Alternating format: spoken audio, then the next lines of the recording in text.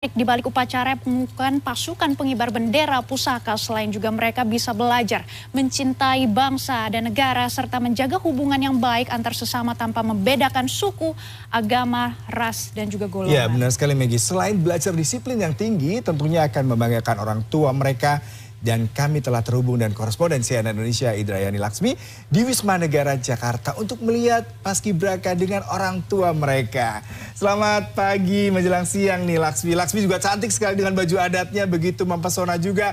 Laksmi, bisa diceritakan bagaimana keharuan di sana? Tentunya orang tua para paskibraka ini sangat bangga sekali ya. Laksmi juga terlihat begitu bangga, begitu terenyuh ya. Bisa Anda ceritakan suasana di sana Laksmi?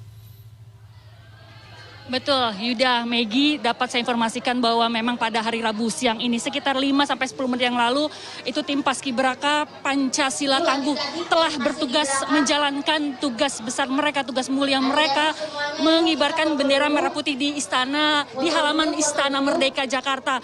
Dan boleh saya bilang di sini bisa Anda lihat sendiri tadi sekitar 5 menit yang lalu suasana haru, bangga, sukacita, semua tumplek di sini, Maggie dan juga Yuda, dan juga bisa saya informasikan bahwa mereka telah sukses menjalankan tugas di proses ataupun di upacara detik-detik proklamasi kemerdekaan Republik Indonesia ke-77.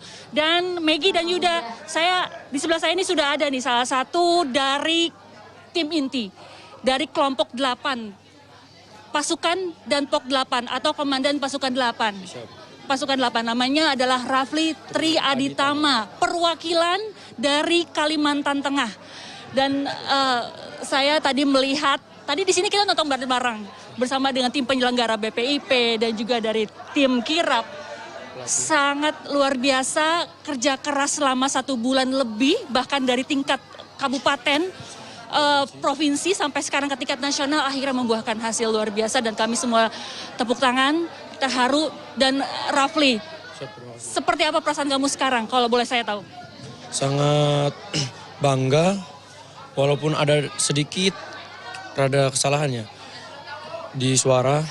Sangat bangga, terharu karena latihan yang sangat lama dibilang ada suka duka. Nah juga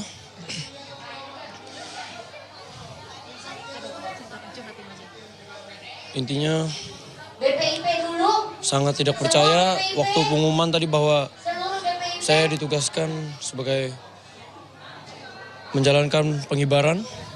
Sangat tidak percaya bahwa selama ini usaha, latihan, dan lain-lain di bawah binaan BPIP itu terbayarkan. Saya sangat bangga. Awalnya sempat berpikir nggak latihan seberat itu? Itu porsi latihannya Maggie dan juga Yuda, kalau boleh saya informasikan bahwa porsinya itu memang 50% lebih banyak di lapangan seperti itu. Jadi bisa dibilang 10 jam lebih mereka ada di lapangan, panas-panasan, artinya berpacu dengan cuaca seperti itu. Dan sisanya adalah istirahat dan juga pelatihan materi-materi lainnya seperti itu. Kebayang nggak seberat itu pas lagi saat diklat kemarin di Cibubur? Chef, sebelumnya sudah ada dari senior, dari teman-teman udah mengasih tahu latihan di nasional berat loh. Tapi karena dijalankan dengan gembira, pelatihnya pun gembira, pembina-pembina atau pengasuhnya gembira, itu tidak terasa terlalu berat. Jadi santai karena dibawa gembira setiap hari. Seperti yang kakak lihat biasanya sebelum menjalankan latihan, kami senam pagi, gembira agar latihan itu lebih maksimal. Semua orang, semua mata tertuju pada tim 8, tim Pancasila Tangguh.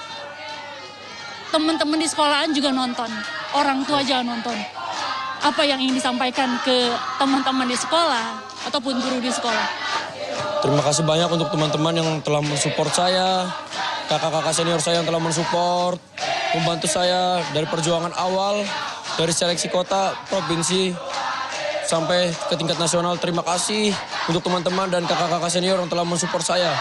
Saya sangat bangga kepada kalian. Sudah hampir lebih dari 1 bulan tidak ketemu dengan orang tua, Rafli. Tinggal di Palangkaraya ya, SMA 3, betul. Kangen banget pastinya. Kangen banget dengan orang tua karena tidak ada komunikasi apapun selama 30 hari lebih. dan orang tua, tidak mendengar kabar orang tua.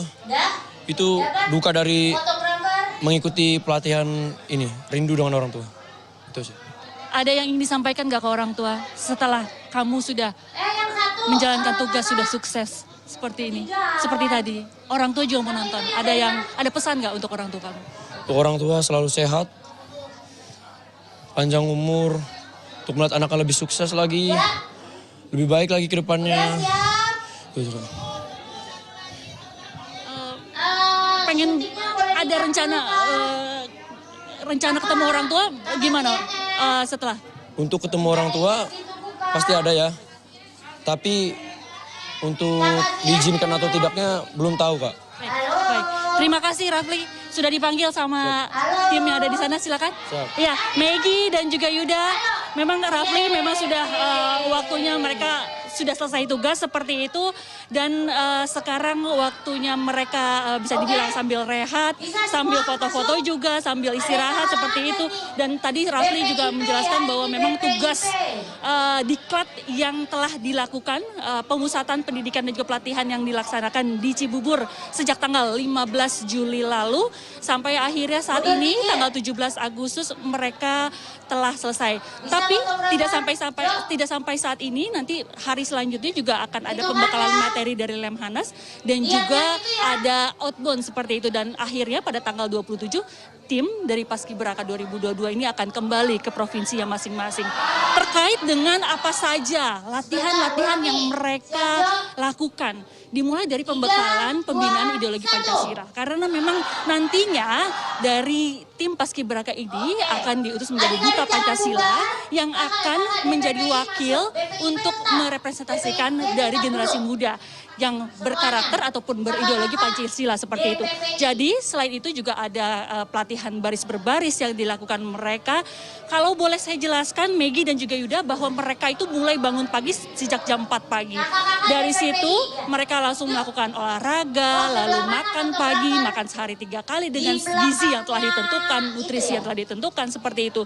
Dan juga mereka melakukan latihan baris berbaris mulai dari pengenalan teori, lalu bagaimana gerakan jalan di tempat, gerakan istirahat, lalu berdiri tegap, sampai akhirnya mereka langsung ke lapangan. Di lapangan pun mereka tidak langsung bisa seperti tadi yang kita tonton, seperti itu Maggie dan juga Yuda, bahwa ada tahapan-tahapannya. Bagaimana ayunan itu harus berisi, bagaimana kaki itu harus melangkah dengan tinggi, dan juga bagaimana badan itu harus tegap. Itu semua membutuhkan proses, dan hasilnya dari tim Pancasila Tangguh itu sudah membuktikan bahwa mereka telah berhasil dalam mengibarkan bendera merah putih di Istana Merdeka. Maggie, Yuda. Iya, Laksmi, saya penasaran ya, mereka rata-rata adalah remaja usia muda di bawah 17 bahkan. Lalu Laksmi dan tim liputan sudah mengikuti proses mereka mendapatkan diklat di sana di Cibubur.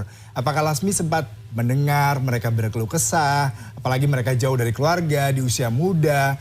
Kemudian apa kendala dari anak-anak muda ini ketika mengikuti proses diklat yang begitu tight sekali schedule-nya, fisik dan mental, sementara di satu sisi mereka anak-anak milenial ya seperti itu. Apa ini tantangannya? Mungkin ya Laksmi bisa bagi buat kita.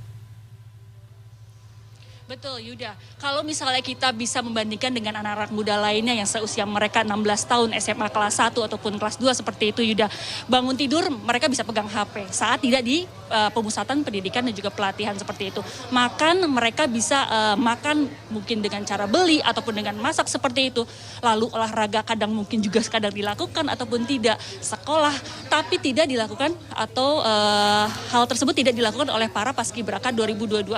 Semua kegiatan mereka dari bangun tidur sampai mau tidur lagi itu telah diatur. Artinya mereka memang harus dijaga. Pertama itu ada kesehatannya, kedua itu juga terkait dengan pandemi, bagaimana mereka harus menjaga paparan virus, dan mereka juga melakukan screening setiap 3 hari sekali dengan PCR seperti itu.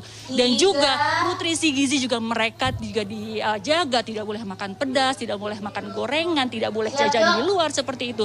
Dan yang pastinya mereka itu memang ketahanan fisik, mental, dan juga karakter disiplinnya seperti itu memang harus dijaga dan juga dibentuk. Memang pada saat di sekolahnya mereka masing-masing, artinya dari tingkat kabupaten dan juga provinsi, mereka punya dasar basic terkait dengan baris berbaris. Tapi begitu sampai ke pendidikan dan juga pemusatan diklat di Cibubur, mereka akhirnya disamaratakan untuk bisa kompak. Lalu mereka melakukan latihan gabungan bersama dengan Pas Pampres dan juga pasukan protokol lainnya seperti TNI AD, AL, AU dan juga kepolisian serta juga Korsik gitu. Lalu juga mereka melakukan banyak latihan. Hampir setiap hari saya perhatikan mereka tidak pernah lepas dari yang namanya lapangan seperti itu. Dan itu yang membuktikan mereka sampai sekarang memiliki fisik yang kuat dan juga mental yang juga kuat. Dan mereka juga dilatih dan juga diberi pembinaan terkait dengan ideologi Pancasila.